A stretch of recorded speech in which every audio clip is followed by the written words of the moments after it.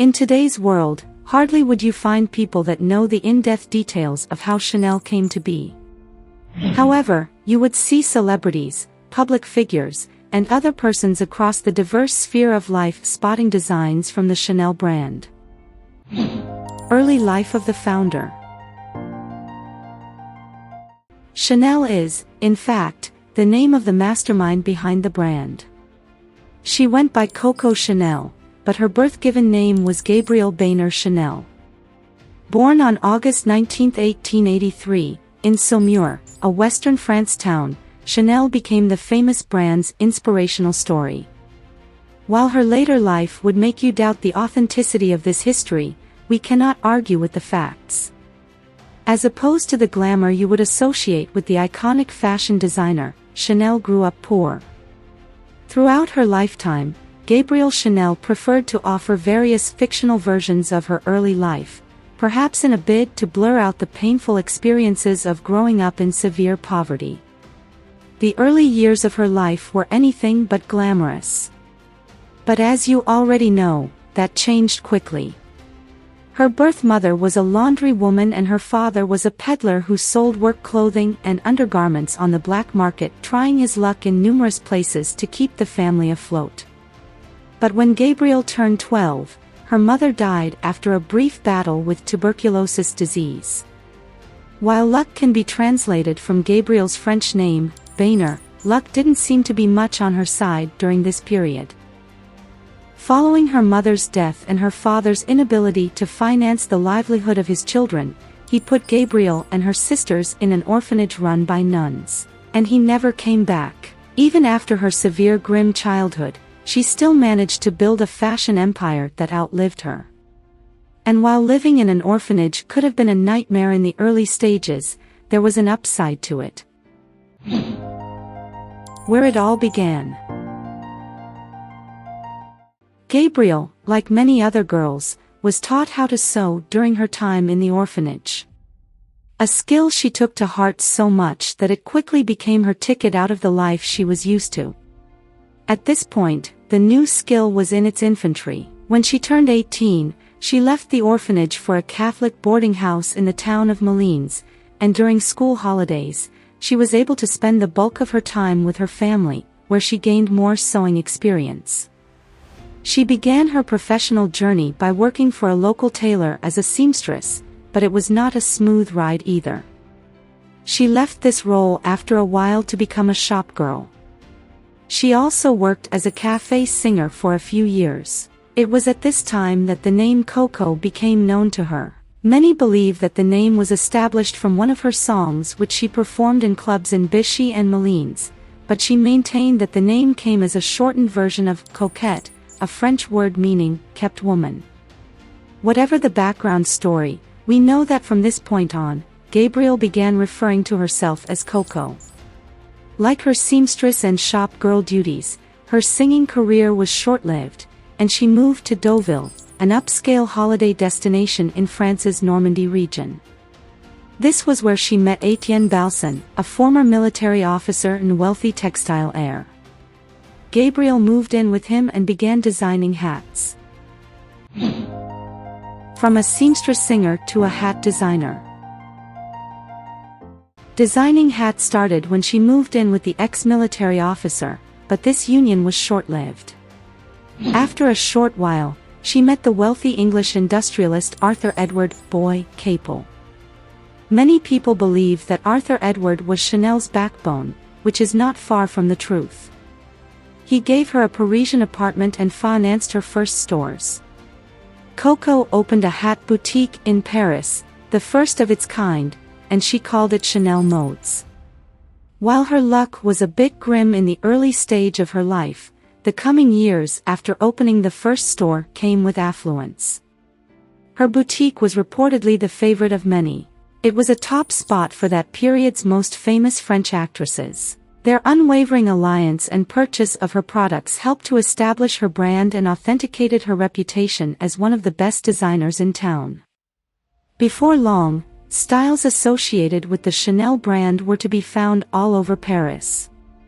This was the reason behind Arthur Edward's motivation to expand the franchise to Deauville. With more money to back her up this time than there was when she began the first store, she opened a shop in Deauville. But not just with hats. At the opening of the Deauville store, Gabrielle Chanel incorporated a line of sportswear made of loose jerseys into her fashion line. Well, as of this time, jersey was not what we now know it as. It was a material traditionally used to make men's underwear. Gabrielle Chanel began to make use of the jersey material to create a poor girl look. The idea was unnatural, but it was welcomed in the end because the women of this era were quickly becoming tired of having to wear tight corsets. This invention opened the world to the knowledge that luxury does not necessarily have to come with discomfort. It could be stress-free and simple yet luxurious. She saw the problem like every other designer and took a step toward creating a perfect solution while retaining the status the users would love. The idea and the design were an imminent success. Her new designs featured luxury clothing for leisure and sports, women's sports clothes like swimsuits, which were a non-existent concept back then. Plus, the designs were unisex, comfortable, and also slightly provocative, as the women wanted them. In doing this, she managed to fill a market gap that not many knew existed.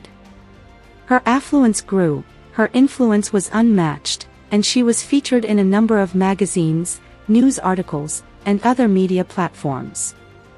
Everyone wanted a piece of the former orphanage kid who turned into a hat designer and took her life through 360 degrees of change. To become irreplaceable, she dared to be different, and this was all she needed. Was it just about the clothes? From changing the design of dresses to making a statement and being one of the top influential fashion icons in the world at this time, the Chanel brand was one of the influential fashion houses, and Gabrielle herself became a force to reckon with.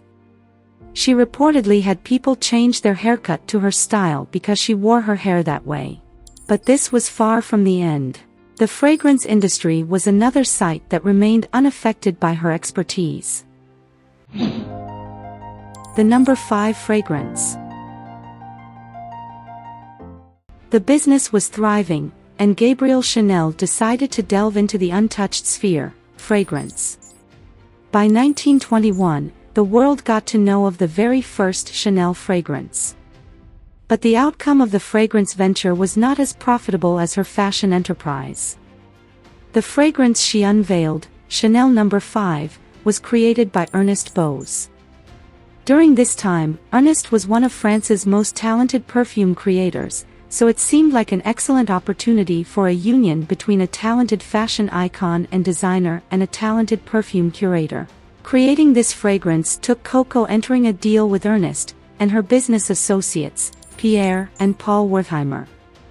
Together the Les Parfaits Chanel exclusive fragrance structure was built. The agreement signed was clear, bad for Coco Chanel, but clear all the same.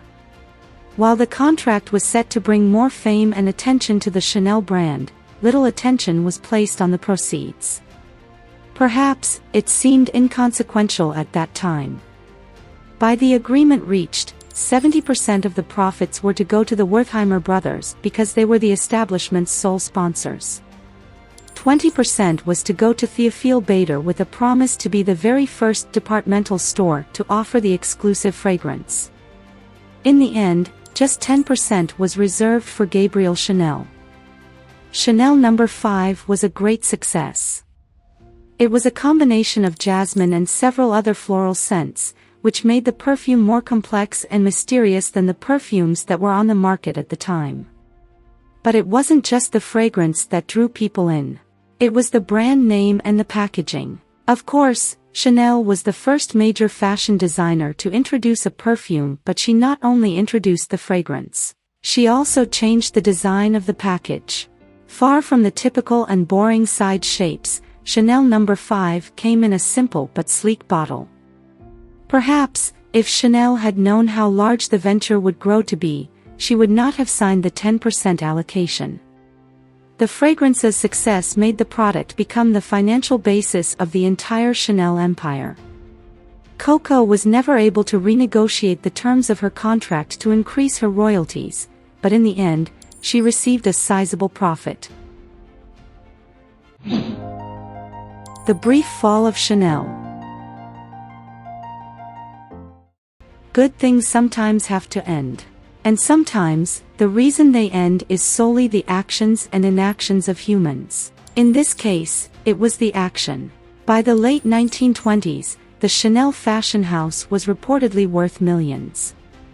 It had employees numbering in the thousands in the fashion house, the perfume laboratory, the textile mill, and a jewelry workshop. As of 1935, the 2,000 employees had doubled in number, and Chanel had 5 boutique locations and was the heart of fashion in Paris.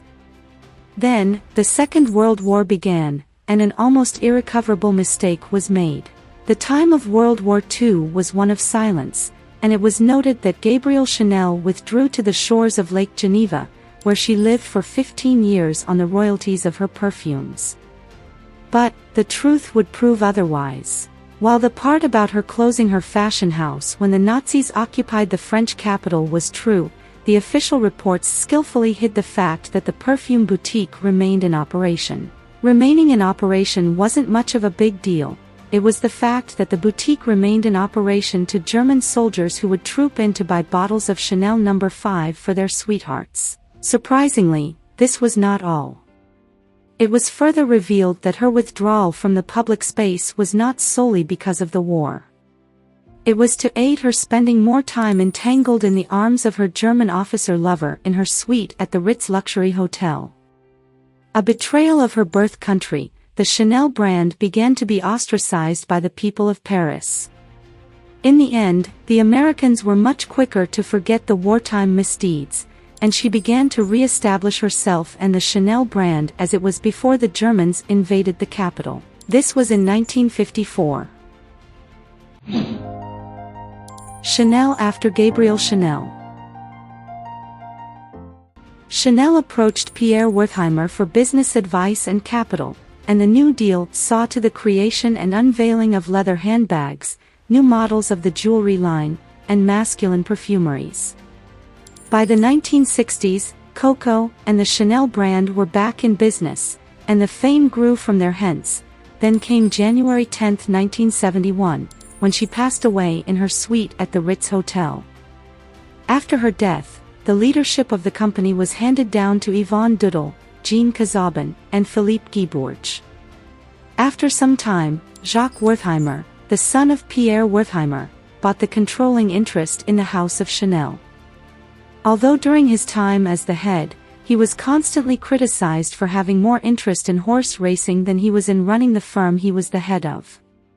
After 112 years of actively engaging in business deals, the Chanel brand remains a force to be reckoned with under the leadership of Alain Wertheimer and Gerard Wertheimer. Until this very moment, it is proudly recognized by the interlocking Cs, which translate to Chanel Coco.